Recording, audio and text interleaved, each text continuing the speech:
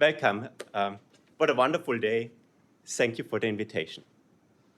A couple of years ago, I missed the conference shuttle at Cold Spring Harbor.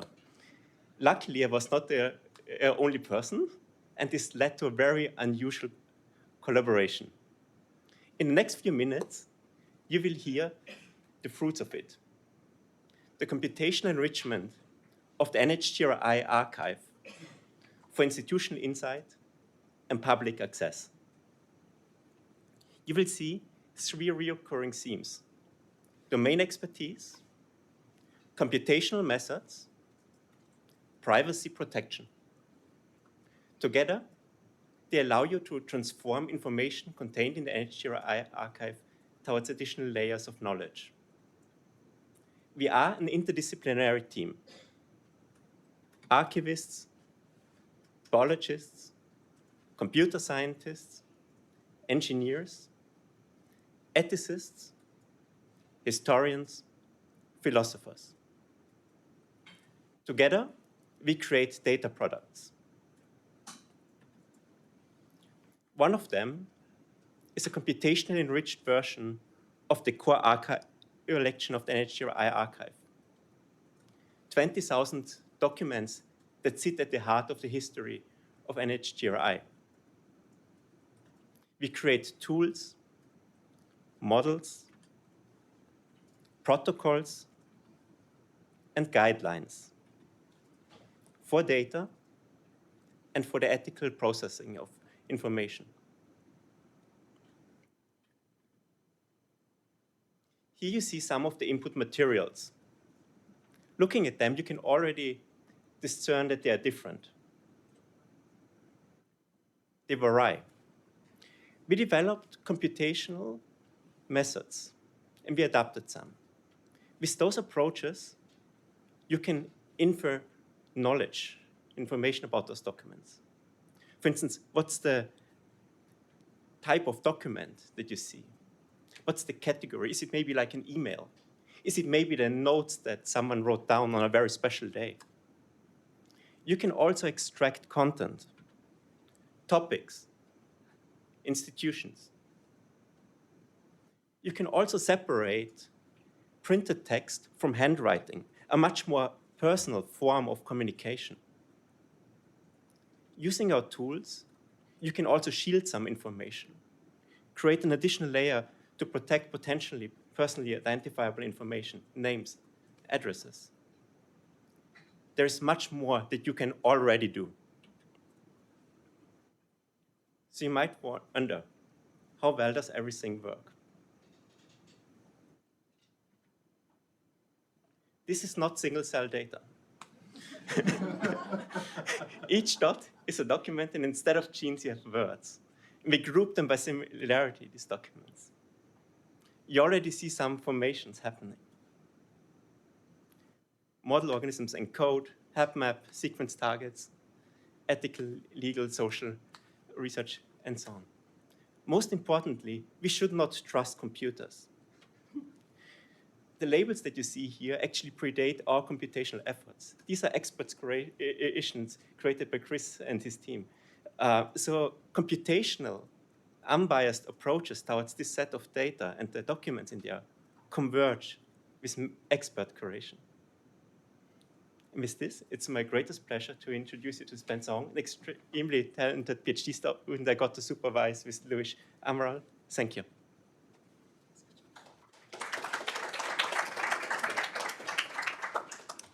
Thank you, Thomas, for that wonderful introduction, and thank you all again for allowing us to be part of this special occasion. I see no better place to ask the question that I'm about to ask today, and I invite you all to think for a moment about it. What are funding agencies? And what is the role of them, including NHGRI? And it turns out philosophers and sociologists have long been interested in this question, and they've long debated about the answer. And it's not clear to us, or to any of us, which may be correct. But what is clear is that we're uniquely positioned to perhaps answer this question and questions like these, using the very documents and the resources that the History of Genomics, the Office of Communication, and NHGRI has put together. One lens that we've chosen to perhaps explore this question is through the lens of communication networks, embedded in these very documents, but require this collaboration and the research and the tools to perhaps extract those out and for us to examine that further. One such example of a communication network you see here, emails, scanned emails that we've detected in the core collection. Each dot or node in this network represents a unique email address or an individual. The link or the edge represents an email conversation happening between two individuals. The network is directed, meaning there's a natural direction that's happening in place. And for us, it's a conversation going from the email sender to the recipient. And it's also weighted, meaning that the thickness of these edges will increase if two people have conversed more than once.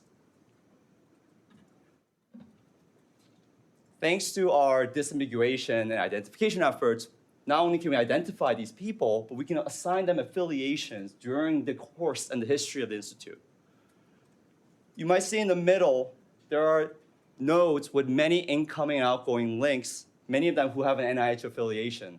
And you could probably be able to guess who those may be, considering that some of them are leadership during the Human Genome Project and onwards, and some that you might have met even today. The same metadata that we've extracted that enriches our analysis can also be used to safeguard individuals and protect their privacy. For example, if I want to remove all council member conversations and their work, we can do so by disambiguating their names, identifying them, and then removing them before further sharing for public access and for future analysis. Council members represented here are not only the type of metadata we have. You can imagine we can do this for specific individuals or even to remove type of content that's not related to scholarly research. The network is not stationary. Here you're seeing the network colored by the year at which the email was sent. And you can clearly see, even just from a broad glance, that there's a clear bisecting time period at which this network is structured, and which it will be around the publication of the draft sequence in 2001. And you can see that although there are nodes that connect and stay involved in the Institute across time, many of them are grouped with their respective time periods. And this can largely be explained by the type of events and the projects that are occurring during the history of the Institute. Here you're seeing the network colored in pink if it concerns about a conversation about sequencing, and in green if it concerns about the HapMap project or the International HapMap project. And the orientation of this is actually quite similar to the one you saw prior. The Institute brought on new individuals post the draft sequence as it ramped up the HapMap project. And it evolved with time as projects completed and new projects emerged. And this dichotomy in the projects and in the structure is also reflective of the type of technology that was associated during the history, considering that the HapMap is mainly concerned with genotyping. We can look more closely into the affiliations that these individuals had.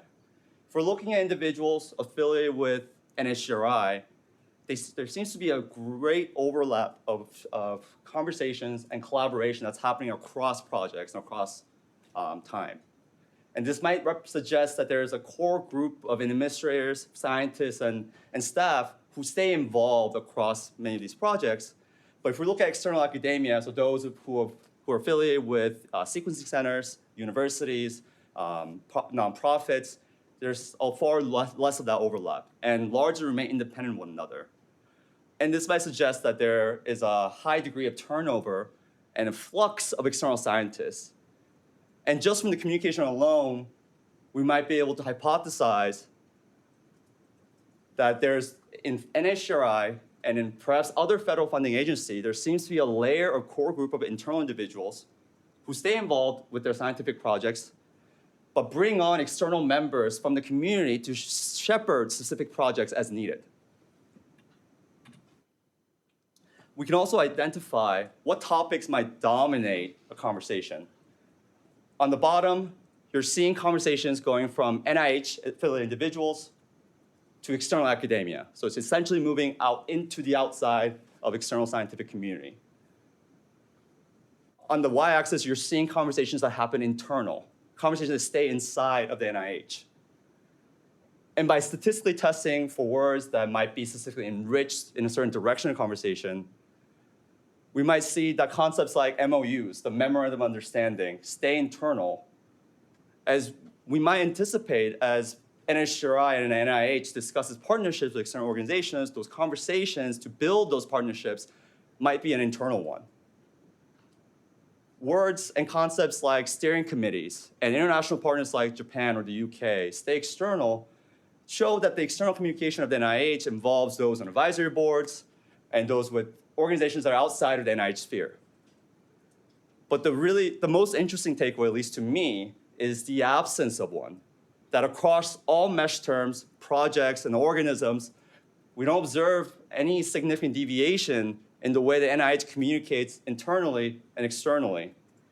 This might suggest that the NIH and perhaps other federal funding agencies like such is a group of highly integrated individuals who do not withhold major topics or themes to scientific communities, but instead bring them on to shepherd projects to move forward.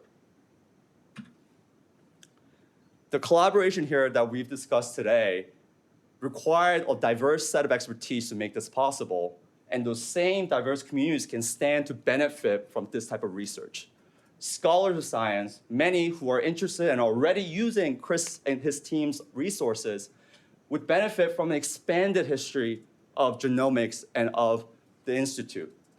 As Chris mentioned, there are millions of pages that are waiting to be unlocked and to be read, something that cannot be possible with a single archivist or historian, and use that data to answer questions that previously would not have been able to answer in a data-driven, unsupervised, computational way.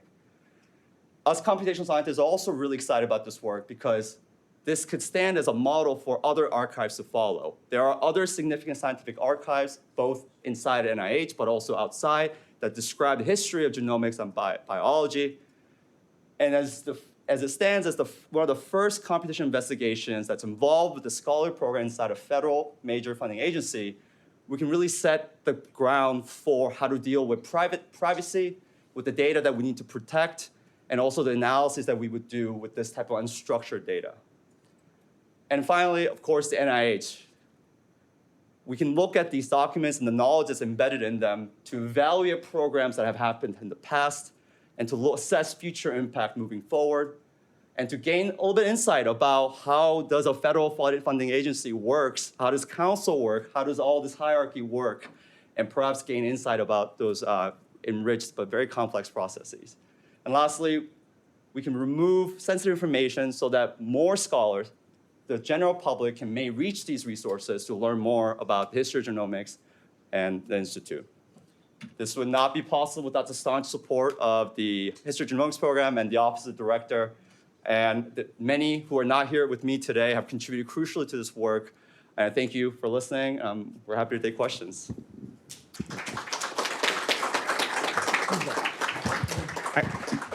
Can I ask the four speakers just to come up here, because I think there's a Zoom issue and these guys want to redo it. But while we're taking questions and answers, we can just do it from up here. So maybe we'll just grab another couple chairs and just here, have a seat. So any questions for any of the four folks you just heard from? I'll bite first because I wanted to know, I'm going to bite on the question of you missed a shuttle bus at Cold Spring Harbor, but you didn't say you obviously started talking to somebody. What? Give me a little more details. Here, push the button and just tell us what happened, because I actually don't know this story. Yeah, actually, if I understood correctly, he used to be a trainee of yours. Yes. Oh, I see. You missed a bus and started talking with, Jerry Buffard is still at the Institute, yes. And you learned about the history program. Yeah, we then shared a nice cab ride and exchanged about gene science and also how valuable of a tool history could actually be to us biologists. And at that point, he then also mentioned that I should really talk to Chris Donoghue and that there could be some really nice work being created at the intersection of our interests. Questions for anyone? Council? Nancy, it looks like you're, This is amazing, and I really love this as a model. I mean, how many other institutes? Yeah, no, not even NI. I mean, again, it's, I would say the history of NI, there's an Office of History at NIH, and even they have dealt with budgetary challenges, and just, it has not been a priority. And I think I made it a priority. I was fortunate to recruit Chris. He was fortunate to have Sarah in particular integrate him within communications. They went out and found collaborators and other collaborators, because not just these folks, you saw in Chris's talk some other books and stuff that's happened. And it's just, there are other ones they collaborate with, like Cold Spring Harbor and, and the Wellcome Trust. So there is a network of it. But at NIH, it's just not, seems to be a priority. I can't answer why. Yeah, so we're the only history program embedded in an IC. That's an institute or center. Yeah. And I'm blown away. For history of science, this is just fantastic, and I'm really, really excited. Kyle?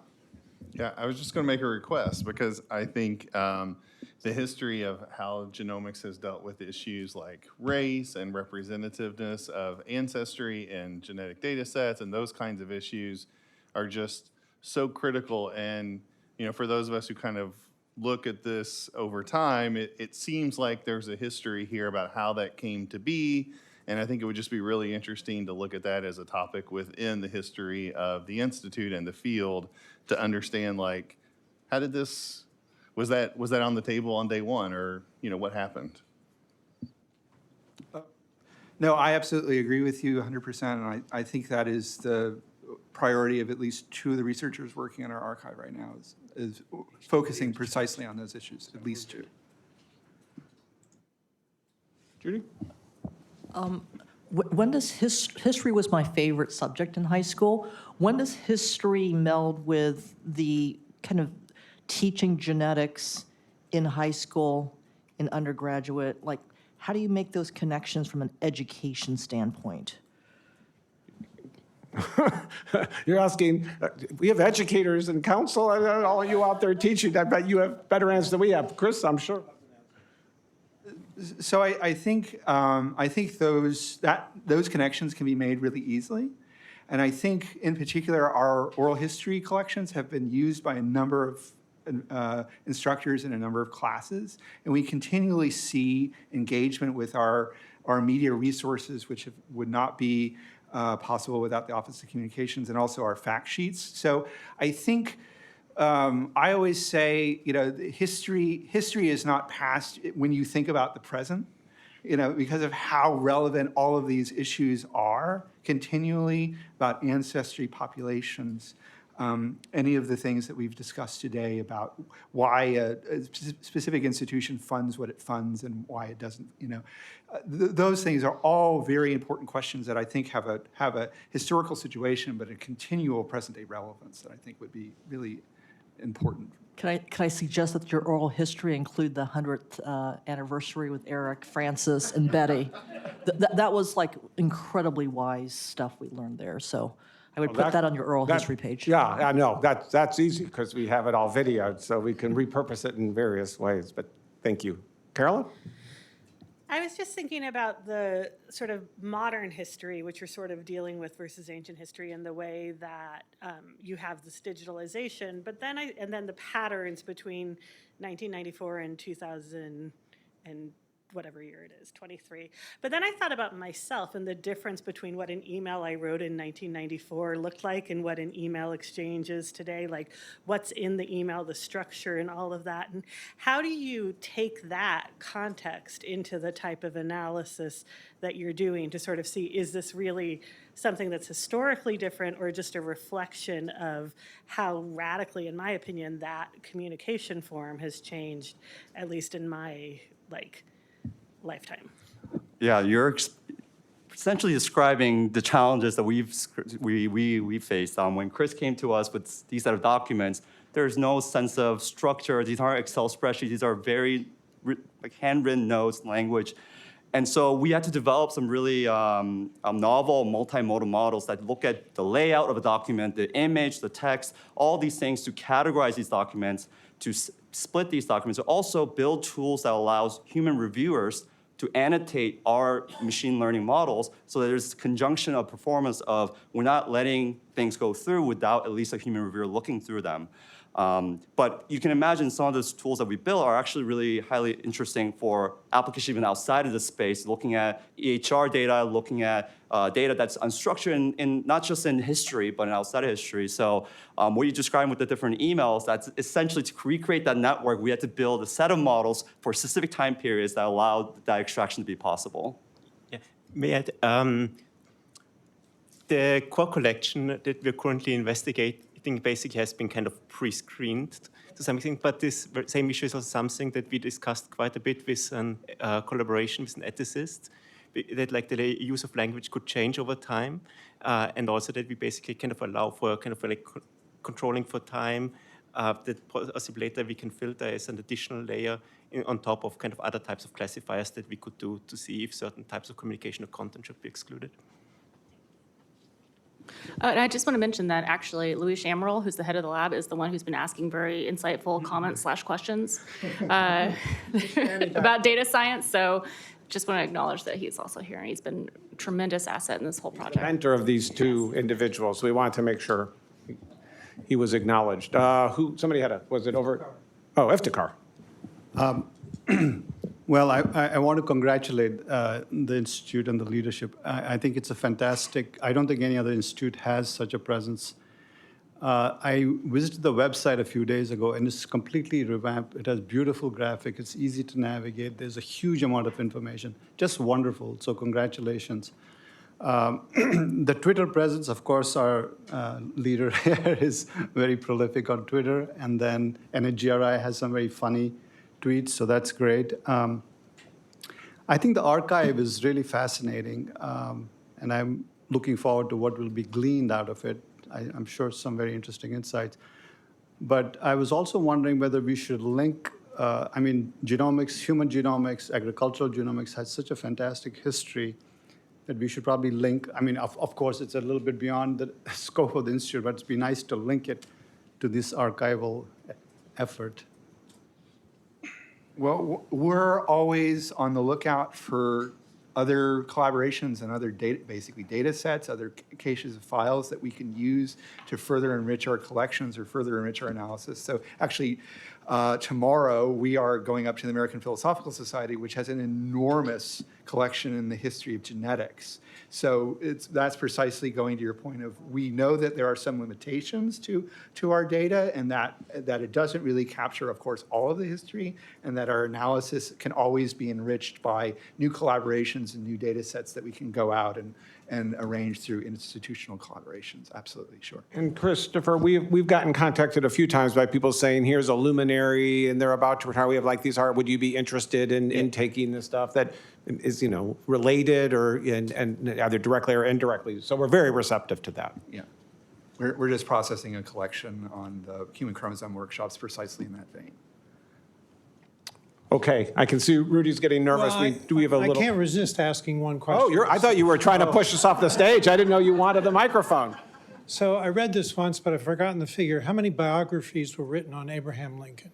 A couple thousand? Right, so there were 2,000 different people that had a different vision of who this guy was. When you do this kind of analysis, do you eliminate that or do you enhance that? Do you drive the field of history to have a single view of what has taken place? I see a hand motion. You can come to a microphone if you have an opinion, please. Don't be so modest.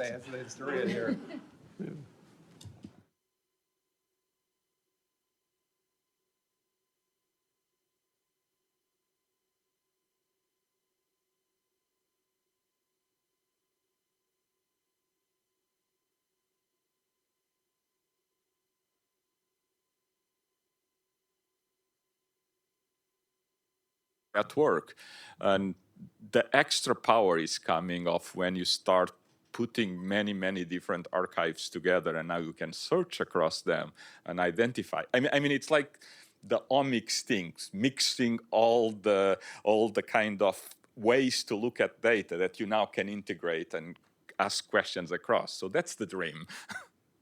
So one thing I will jump in and say is that I'm a very traditionally trained archival historian, and I love all this machine learning, computational stuff, but nothing prevents me from looking through the documents and just working on them as I would 20 years ago.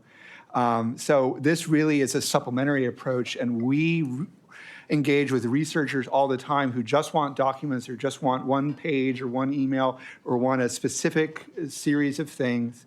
And I think it really is what we're trying to encourage is a plurality of methods and a plurality of views on our history towards the idea that that's what gets it right. Valentina, yeah, just make, yeah, you can, but just make sure the microphone's on because we're. Yes, just one question. So since this came up earlier today about how is the adoption of genomics and genomics technologies in other institutes and so on, if you could have access to related documentation in other institutes, especially the ones that have adopted genomics a lot, NCI, NHLBI, NIAID, and so on, you could basically continue to develop this history and how much genomics has been really changing the way that biomedical research has been doing. I think that would be fantastic. Just a thought. It's a hypothetical. I don't know if they, do they even save it? Is it even accessible? But I agree with you, Valentina. I would immediately think about even if I could do it over the period of 14 years that I've been director. I've just seen this tremendous uptake, and I think we know how that happened, but I'm sure there's a lot hidden in documents that we've never seen as to what worked and what didn't work. We're constantly campaigning. We're constantly trying to develop more institutes doing stuff. Some things work, some things don't. I'm sure we don't really know the answers to that completely. I think you make a great point. No, I mean, it would be fantastic to have other materials from other institutes at the NIH that we don't have because, say, Francis Collins was on a committee or some other person was on a committee. So, and I think that would really just present a fuller picture than we have, and I would absolutely encourage that to occur if possible. That would be fantastic. How widely advertised is this? Because this seems like something that should really be known about in, not just history of science, but just history. It's a really cool archive of a relatively long period of time, and I think it just should be better known. I'll talk to my communications team about that. How's that? We agree with you, and I guess we'll take the point seriously. I think part of it also is not to get overwhelmed. I mean, that we with the staff not have. So I also think we're trying to just take test rides and see how that goes, and then see how we could generalize. It's the reason why we're going to archive space and so forth. But the products that we have, we do try to get a lot of word out of. If people don't know about our oral histories, we've got a lot of, this G5 video that I talked about earlier, all the new stuff. I mean, we really want to get the word out on it, but also the documents. But when we interface with that whole young data science group, with that R25, they should know about this archive too. It's all data science, right? You're absolutely right.